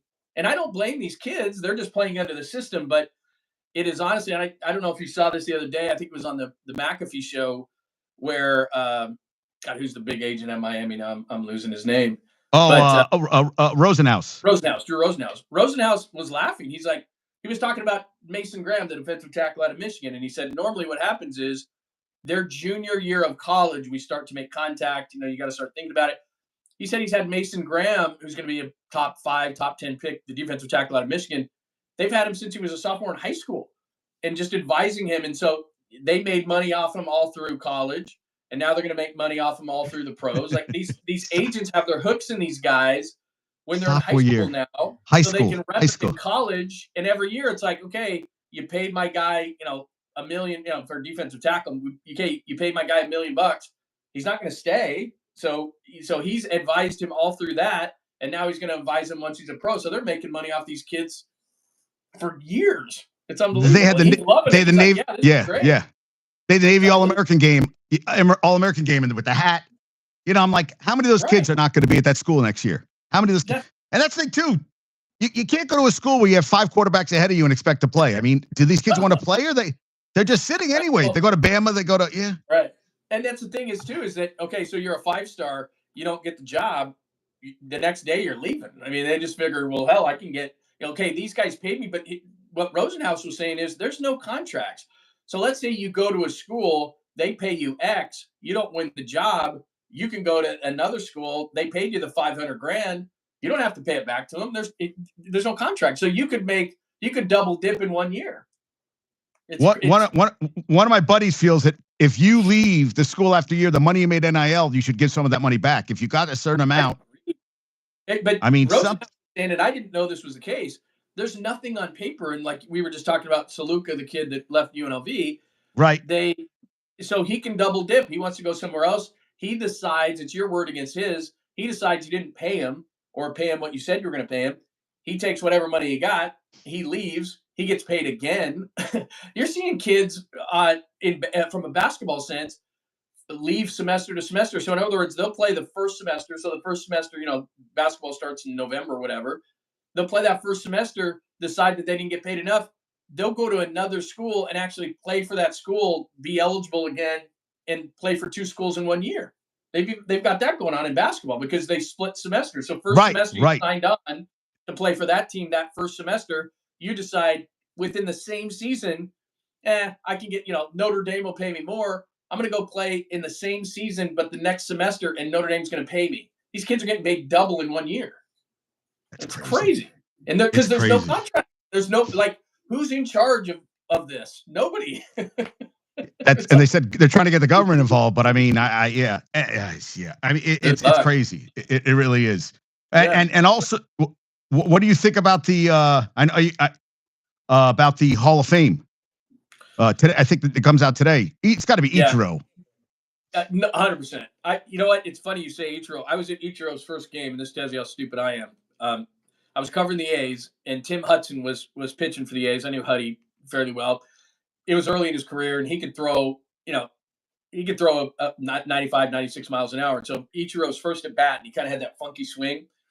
And Tim Hudson blows him away with a high fastball. So I don't remember who I was. It was in Seattle at Safeco Field, and I don't know who I was turned to, but I turned to the person next to me and go, I don't know about this Ichiro, man. He can't catch up to that high cheese. Shit, the rest of the day, I think he got like 4 hits after that. And the guy he's incredible, right? And so, he was the first real one of the wave, because there had been others, but still that was really like, okay, this guy can really, really play. But yeah, he's 100% getting in. We always complain around here. I always laugh, and I know this is a great conversation to have with you because, out here we always protect Barry Bonds, and so I look at the ballot and I always think to myself, yeah, this is the Hall of Very Good. And exactly. I knew what was going on. I knew what was going on. You knew what was going on. We all knew it. It was all silly. And look, Mark McGwire, and I'm a McGwire fan out here, is an A. McGwire doesn't deserve to be in the Hall of Fame. Sammy Sosa doesn't deserve to be in the Hall of Fame. I'll always back Barry Bonds because we all knew what was going on. So but as far as the Hall of Fame itself, I don't know where you are on this. It would be very difficult to get into my Hall of Fame. But if you're in, you're in. So for example, this is a great one because Billy Wagner obviously pitched for the Mets. This is his final year on the ballot. And I think to myself, look, I really like Billy Wagner. I think he's the Hall of Very Good. I remember him with the Astros, this little guy throwing 100 miles an hour from the left side. Love Billy Wagner. But he hasn't thrown a pitch in 9 years, or 10 years. So I don't know how somebody could say, because it's Billy Wagner's last year on the ballot, you know what, all of a sudden more analytics or whatever have come to light that Billy Wagner's a Hall of Famer. And it's nothing against Billy Wagner. I just think that, look, you have your waiting period and you're either a Hall of Famer or you're not. Now, I get it. I understand the difference. The elite of the elite are the first ballots. I get it. But a guy is either a Hall of Famer or he's not. And and if you have to deep dive into analytics or deep dive into numbers, then he's not. I mean, that's just how I see it, because you're like me. You could sit and watch a game and watch a guy for years and say, that's a Hall of Famer. Like, you just know. Right. So if you have Right. to deep dive into numbers and tell me that he has X amount of hits or X amount of this or X amount of that, like I'll use Craig Biggio. I really like Craig Biggio, but he gets over 3,000 hits and everybody says, well, that's a Hall of Famer. And it's like, well, it means he had Longevity. a lot of longevity, Right. and I like Right. the guy. It's just, I really think that the Hall of Fame should be, okay, first balloters and then maybe a level below that, because I know there's a difference. But outside of that, if you have to make too big of a case and you have to stand up in front of a group and talk about analytics and this and that, then I don't think you're a Hall of Famer. I think you're a Hall of Very Good, but I think it's an absolute elite class that is in the Hall of Fame. So That's I just want kind to of how. Oh, I want to ask you a quick question because you made me think. The guys argue here. I said Eli is not a first ballot, and they said definitely is. And I was like, I went 117, 117 starting. 2 Super Bowls. Yes, they said you can't talk about the NFL without Eli, and I'm like, I just don't. I didn't think Hall of Fame with him. yeah, I just, like you said, you mentioned the numbers. One of the reasons I do think this, because I think this is with Kurt Warner, and I do think with Terrell Davis and guys like that, they stay in the spotlight. I think Alex Rodriguez is, you probably know as much as I do in my interactions with him. Alex Rodriguez is not a good guy, but he's on TV to try to better his Hall of Fame. Right? Oh yeah. And I don't know that that's ever going to happen, but I look at it the same kind of a way as what we just talked about there is, I, I wouldn't put Eli in the Hall of Fame. And I understand those who would. It's a compelling argument. Out here in the Bay Area, even though I don't think Jim is as good, a lot of people have pounded the table for Jim Plunkett. He's got 2 Super Bowls as well. So Yes. I mean, the main thing with Eli is, especially beating that Patriots team that was undefeated, um, he should be a Hall of Famer. He's a good guy. I like him. I watched the Manning cast. He's Peyton's brother. If he's not Peyton's brother and he's not on the Manning cast and he doesn't play in New York, he's nowhere near the Hall of Fame, but people like him. He's Peyton's brother, and he played for the Giants. So that's obviously a high-profile situation. I think that eventually he'll get in. He sure as hell isn't a first ballot guy, and I wouldn't vote for him. He was a really, really good quarterback, but I always try to think back in my head, like when teams that I covered played Eli Manning, was I petrified like I was? You mentioned a Brady. Did I think of him like a Brady? Did I think of him like a Manning? I didn't. I never thought of him like that. I just didn't. He was a really solid quarterback, but I never thought to myself, Eli Manning is going to tear my team apart. Now, the difference between, playing a team on a random September Sunday and a Super Bowl Sunday where Eli excelled, I think there is absolute merit to that if that's the way that you're going to make the argument. But I just, again, without looking at numbers or anything else, I look at Eli Manning and I think to myself, was he ever the best? Was he ever the best quarterback? Was he ever, I just never looked at him. Was he best over a certain amount of time? I mean, those Giants teams were great, but they were great because they had a running game, they had an offensive and defensive line. There was a lot of factors to why those teams won. And I think you and I were just discussing quarterbacks in general right now in the NFL. Did Eli Manning ever carry a team? He didn't. That's just not what he did. He was really good, but Hall of Fame should be elite. I mean, the I agree. elite of elite, right? I agree. I agree. So That's if they thought around too much, because I was kind of curious what you thought. I didn't feel Eli. Well, they said he can't talk about the NFL without Eli. I go, okay, for 2 games, and I feel like he never led the league in passing. I know he played a lot of games in a row, but never was like a touchdown guy. I mean, there's guys that Montana. Like I think Steve Young to me was not Hall of Fame, in my opinion. right. I thought Steve Yeah. Young never won with the teams. He finally won one, whereas Montana was like, goddamn. But Steve Young to me, good. But I never thought he was the guy I had to win a game. He's winning the game. I know he's accurate. Yeah. I was curious what you thought about that. Yeah, I mean, look, I know Steve personally. He's a great guy, so I'm biased Yeah, against him. great guy. But I totally understand your viewpoint, because whether it's his fault or not, he's behind Montana, and then all of a sudden that 94 team, because like I said, I did pre-half and post for the Niners, so I know a lot of those guys.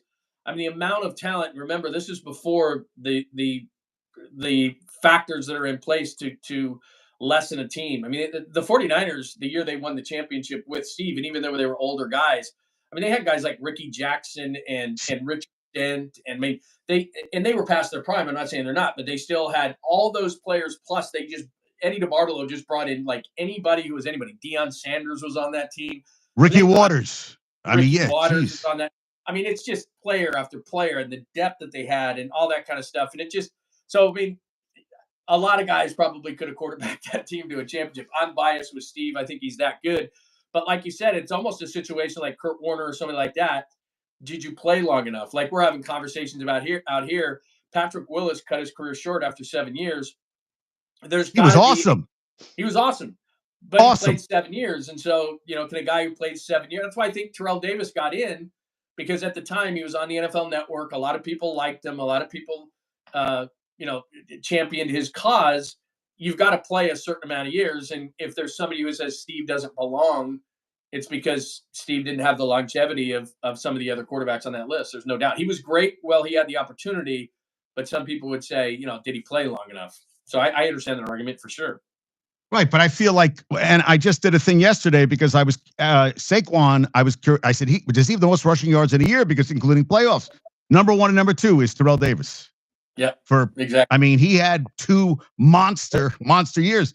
I mean, Gale Sayers they talk about. Gale Sayers was in it here and gone, yeah. but when he was, you couldn't take your eyes off him. And on Right. shitty teams, shitty teams. Yeah, and that's the whole thing too. Is like I grew up, and you mentioned shitty teams. I mean, I was in Detroit. I wasn't there when Barry Sanders was there, but Barry was so good. Or you mentioned Gale Sayers, Walter Payton was on all those bad teams, but bad teams. I mean, just terrible. I mean, they didn't even those Bears. I mean, obviously he was there in '85, but still, for the majority of his career, when he was really, really good, that's what was amazing about those guys. And you mentioned Gale Sayers. I mean, that was in the era where if you tore an ACL, that was it, and that's what happened to Gale Sayers. If he had been in with modern day medicine, he'd have been fine. But that day that he scores all the touchdowns, everything. Gale Sayers was awesome, but he didn't have a long career. But people knew at that point, it's like, well, the medical marvels that they have today, it's totally different. It is. I mean, Peterson came back from blowing out his knee and led the league in rushing. I mean, it's just it blows my. I mean, just like crazy. Yeah. I mean, it's just yeah. So the way they do things nowadays, it's unbelievable. So yeah, and now so they had how did I mean I don't want to I want to get into it, but I don't want to. Yeah. Do you think they did a huge cut down with you and Tolbert, right? Yeah. At a KNBR. Yeah. It was. I mean, you're there, you're working, and now it's like did they want to go cheaper? What's the? I mean, I don't know if you can talk about it. You got it. No, it just happened. It's again, it's just the industry, and it's unfortunate because I did it for 27 years, and to be honest with you, we had just gotten huge ratings and bonuses, and everything was going great. But like anything in life, you have to be able to sell the product. And what I'm finding out, it's the same thing that you already know, is that when you have these forums like we do, whether it be a podcast, a YouTube channel, whatever, all these different platforms that these things can be delivered on, and if you have fans who already know you and everything, the way to do this and where everything is being shifted, this is where it's going. Because, for example, if we're talking about advertisers or anything right now, we can do these live, and then later these things live forever. However long you want to watch these things, those advertisements are there. Once I endorse something on the air, like I had an endorsement for Toyota. Hey, we're talking about Toyota trucks, blah blah blah. Once I give that 60-second live read, it's gone. Like that's it. That's the value that they get was in that 60 seconds. So, long story short, is that it just comes down to finances. I mean, Tom had incredible ratings. Tom worked for NBC and was a Golden State Warrior, and Tom and I are friends, and Tom worked at KNBR for 27 years. It's one of as far as the West Coast is concerned, KNBR is like what WFAN is in New York, or certain radio stations. And we had success for years and years, but they can't sell it the way that they used to sell it because all of the podcasts and all of the YouTube channels and I don't blame advertisers, but that's what's happening. I mean, I don't have the exact numbers, but where we were and where we are, are completely different. And so that's what's happened is we had great ratings. We still had great ratings, but the way it was explained to me, and believe me, this business. I mean, it's like walking on a high wire, like on a circus high wire. And I did it for 27 years and never was, I don't know, what's the word you use? I was fired, but they use a nicer word than that. But essentially they, whatever the case downsizing. They say downsizing. They were downsizing. We're restructure. Yeah. Right. Restructure is what they use most of the time. But yeah. And I'm not bitter because I did it for 27 years and walked on a high wire. And now I've only been doing this for about 6 or 8 weeks. And I can understand why advertisers are going in this direction, and we're monetizing my shows. And I'm looking at this thing going, I get it now, because you can pop all these different things on the screen. I can talk about certain things, that I post that, and that thing lives forever. And I can, you can title sponsor this or that, or there's just a million different things you can do through video, audio, and all these different things. And so I got it, but I knew it was coming. I mean, I'm looking at myself going, okay, I make this, and every single year the radio station is getting smaller and you're having less resources. And so you're thinking to yourself, okay, and it's just a matter of time. So I will say I didn't think it was going to be what it was, only because literally we had just gotten great ratings. We had just gotten a bonus. And then literally the next week, they're like, my show ends at 2 o'clock and they go, yeah, so-and-so needs to see it. I'm like, this can't be good. But that's Right. just the way that's the way the business goes. I'm not bitter about it. I'm not angry about it. You can do one of two things. You can get a real job, which I've never had, or you can continue to do what you and I like to do, which is talk about sports, which takes time. Right. People don't understand that it takes effort and time and all those A kind of lot of things, time. but it's fun. Like you and I How could sit here and do this all day, right. right?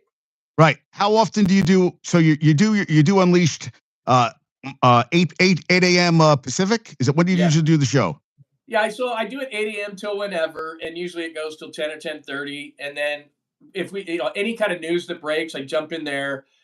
Throughout the day, you do a bunch of post production and short videos and all that kind of stuff. And then afterwards, like last night, I'll give you a great example. The Warriors were playing the Celtics last night, and the national championship game was on. So I'm like, well, I'm going to do a post game for those things. So a bunch of people jump in your room. And then I've got press passes to the Niners and the Giants and the Warriors, and I do that. I'm going to go down to spring training. I'll probably end up going down to the Super Bowl. I've covered about 15 Super Bowls in a row, so I'll probably go down to the Super Bowl because New Orleans far, Far by far is the best venue. I mean, it's best. just Yeah. it's. I mean, everything is right there. Like I the wish Super Bowl has been yes. here before, and it's going to come back. The the media stuff is in San Francisco. The game is 45 minutes south in Santa Clara. There's different things going on everywhere. I mean, But it's LA not was like all that.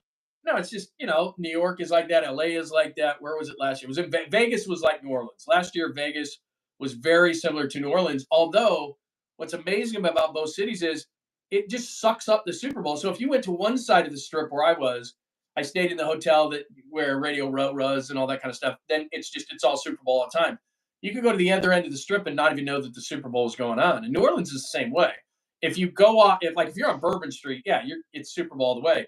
If you go like 2 streets over to Frenchman Street, you wouldn't even know the Super Bowl is going on, and you're having yourself an awesome meal in New Orleans, right? So that's right. what's so great about New Orleans. The Superdome is 20 minutes away from downtown. So when you go over for the game, it's nothing, or any kind of media things, it's nothing. And then the city itself just kind of, because there's so many restaurants and so many things to do, that yeah, the Super Bowl's there, but it doesn't overwhelm you like it might in a different kind of a city. So like New York City, when I covered that one, that was the Seahawks blew out the Broncos in that one. Oh, Uh, 43-8. 43-8. And we were in it was one of the Marriotts in New York City. And the Radio Row, you were like a sardine can. You were like this. I mean, you had your table was like, that's all the room you had. And Right. something like that. New Orleans is this big convention center where, I mean, you have all the space in the world. And it's changed a ton though, because it's kind of like guys like me and you, where it used to be all these radio stations. Now every table is like a production set, like a TV production set that you're on, Right. because Right. everybody's streaming everything. Everybody's streaming what you're doing. You have all these guests on. It's a totally different vibe than what it used to be years ago. It's Right. crazy. Yeah, Yeah. it's crazy. Well, I know you're busy. I don't want to keep you, but I Cool. just wanted to. I figured we could have one and we could go from there, but we had to get the first one done. So Oh yeah, call me anytime, man. I enjoy talking shop with you, because a lot of times, like you said, you're talking about radio nowadays. They're taking guys our age and they're putting 20-year-olds in there, and right. they don't. No offense, it's great. They can try to get to the younger demo, but they don't like the things and the points that I'm referencing to you and you're referencing to me. We both understand. Right. And yeah, and I think it's like even watching Sports Center used to be they had talent. Now it's just a bunch of people you don't know. And like you said, talking heads and everything. And they're just Well, once you start making money in media nowadays, unless you're the top of the top. So there's certain guys who are going to absolutely still make money, or certain people, I should say, who are still going to make money. There is no middle class. There's no middle no, class anymore. It's no. either you're It's a Stephen. real It's young Stephen A. guy. Smith. Yeah. Right. Yeah, and then Stephen A. that's it. Smith and everybody else. Yeah, because my kid goes to school at Arizona State, at Walter Cronkite Broadcast School. He's 21 years old, and he's finishing up. And I said, look, take advantage of now, because you're really really young and you'll work for nothing. When you work for money, then you just got to start getting nervous, because you start getting paid. Then it's like, whoa, are we paying? Like, is this guy doing enough to justify what he's getting paid? So he wants to do what he wants to go into broadcasting. I try to talk him out of it, man. I'm like, this is, it just depends on what he wants to do. He wants to do play-by-play and all these things, and I'm all for it. What I did for a living as a talk show host and pre-half post, and I did play-by-play as well, but not as much. That job is this job. That job is me and you talking about sports and having that's the way that's going. You're not going to have talk show hosts for much longer because it just doesn't. To get paid and to do what we did and do what we do, they can't justify the advertising dollars for it anymore. That's how I see it. Yeah, I agree. Well, a lot of these, I mean, for example, the radio station I worked at, the rights for the San Francisco Giants are up after this year. They can't afford to keep doing what they were doing and pay the rights that they were paying. They can't make money off of it. So a lot of these teams are going to have to internally have their own departments in which, and it's going to be unfortunate because it's all going to be jaded coverage. And it's all kind of gotten that way anyway, because, the objective broadcaster is few and far between anymore because their check is being signed by the team, but it's going to be taken internally and they're going to produce their own broadcasts. I had a friend who, John, Johnny most Boston games. Yeah, he'd do the radio, and they would have something, and he'd go, "Oh, look at Isaiah!" Like they'd be like, "Oh, look at him, he's goading him on." Like, there was a story. Did you hear the story? So he told me most switched with the hockey guy, and most did the hockey, and the guy did basketball, and it was a hockey. He goes, he hit the fucking post. He hit the fucking post, and that was the end of that. That was their experiment. They decided, but he would do it like, and Isaiah's hanging on him, you would listen to him, you'd be like, Jesus Christ, what's going on here? But yeah, those were the guys. Yeah, but Johnny Most. That's those guys who could, do that, and they allow them to objectively call a game and interject certain things. And it's just not like that anymore. I mean, I think it is more where you are than where I am. You guys get away with a little bit more. Our local broadcasters, it's pom-poms. I mean, they have pom-poms out, and it's gotten more and more like that. And if you won't market like that, then we'll find somebody who can. But like I said, the days of paying locally, at least, like NFL's different. Most of their money comes from a national standpoint. But from a baseball standpoint, most of that, whether it be radio or TV or whatever platform you're watching on, that's going to the teams. But more and more, because they don't want the criticism, they're going to take everything internally because a sports radio station really doesn't exist. It's an expensive format. You're paying all these guys, and the talent is the guys that are talking. Whereas, like, if you're doing a music station, you can just track all that stuff. Some guy, in Chicago is doing it for the stations in New York. He does maybe 10 stations in a day. That's cheap. The sports radio is, you've got to have the talent. They've got to be paid X amount of dollars. That's not going to happen anymore. And so therefore the rights to teams is going to go internally with the organization. And then the message is going to be totally pro team. So that'll be interesting because radio is definitely going away. Yeah, So we definitely should talk again and it's John Lund Unleashed, right? It's all are you on every X, Facebook, Twitter, all that TikTok? Stuff. I got a website, johnlundunleashed.com. That probably makes it easier, but on YouTube and then on all podcasts, Apple, Spotify, wherever you get them. And John Lund Unleashed on YouTube. I got a show there, 8 a.m. Pacific, and like you said, man, on all social media platforms. But if you don't remember, it's just johnlundunleashed.com, and everything's on my website. So I really appreciate the time. Thank you so much for coming on. I enjoyed it.